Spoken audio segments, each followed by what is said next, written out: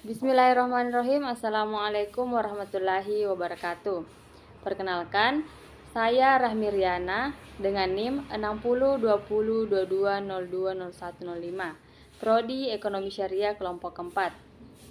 Nah, pada video kali ini saya akan menjelaskan sedikit terkait institusi keuangan publik dalam ekonomi Islam. Nah, di sini saya akan membahas 3 hal. Nah, yang pertama yaitu institusi Baitul Mal. Kemudian yang kedua yaitu Bait Al-Mal At-Tamwil, dan kemudian yang ketiga yaitu institusi keuangan Islam kontemporer. Nah, baik, yang langsung saja. Yang pertama yaitu institut Baitul Mal. Yang pertama yaitu Baitul Mal dalam perspektif sejarah. Baitul Mal pada awalnya berfungsi sebagai kas publik yang mengumpulkan dan mendistribusikan dana untuk memenuhi kebutuhan masyarakat, terutama bagi yang kurang mampu. Kemudian yang kedua yaitu Baitul Mal dalam masa Rasulullah.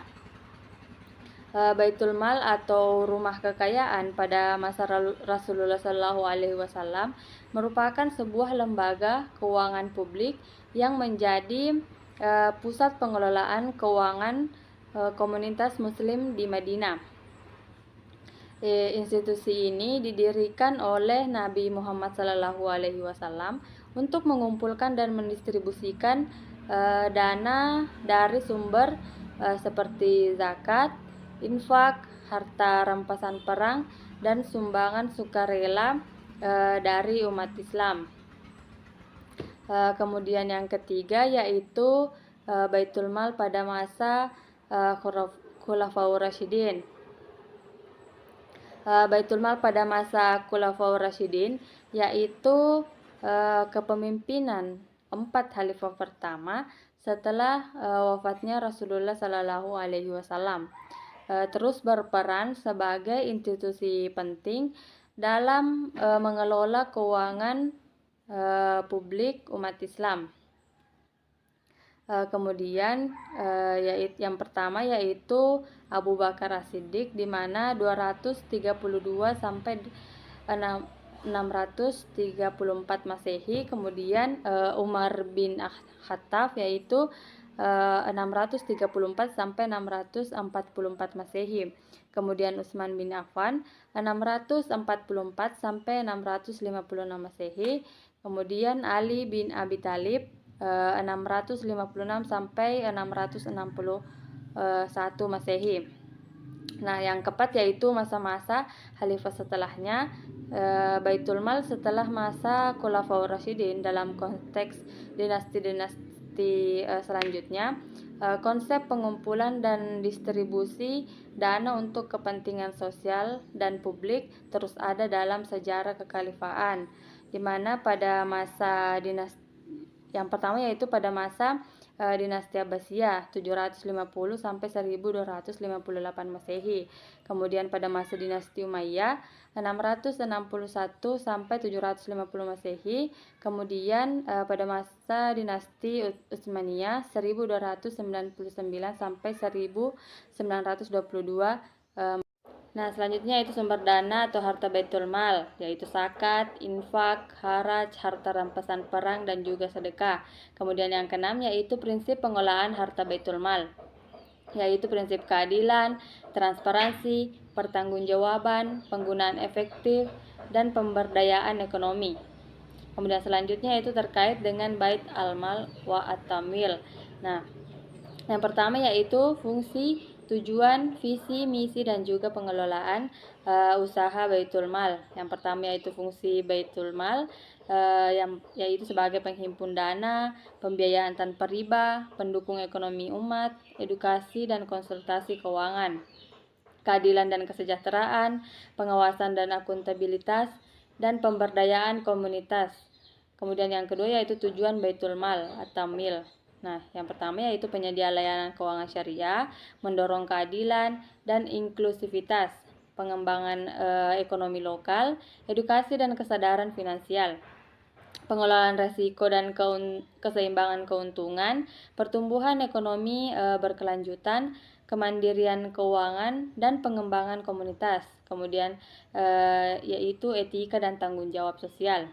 Selanjutnya yaitu visi Bait Al-Mal atau MIL. Yang pertama yaitu menjadi lembaga keuangan syariah yang terkemuka, berperan dalam memajukan ekonomi umat dengan memberikan akses finansial yang sesuai dengan prinsip-prinsip syariah, serta menjadi pionir dalam pembangunan sosial dan ekonomi yang berkelanjutan.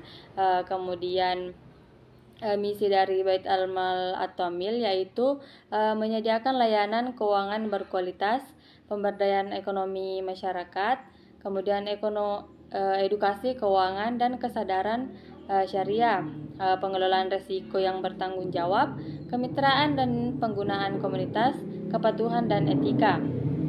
Nah, selanjutnya itu terkait dengan pengelolaan usaha Baitul Mal. Yang pertama yaitu pengumpulan dana, yaitu pembiayaan berdasarkan prinsip syariah, manajemen risiko, pemantauan dan pengawasan, edukasi dan konsultasi, pemantauan kinerja dan evaluasi, kemudian pengelolaan dana secara bijaksana, dan pematuhan terhadap prinsip-prinsip syariah. Kemudian dari penghimpunan dana yaitu pembiayaan dana Baitul Mal wa Tamwil, yaitu seperti penghimpun dana seperti tabungan, deposito, dan investasi dari anggota dari pihak lain. Kemudian pembiayaan yaitu mudharabah, musyarakah, murabahah, dan qadratul hasan.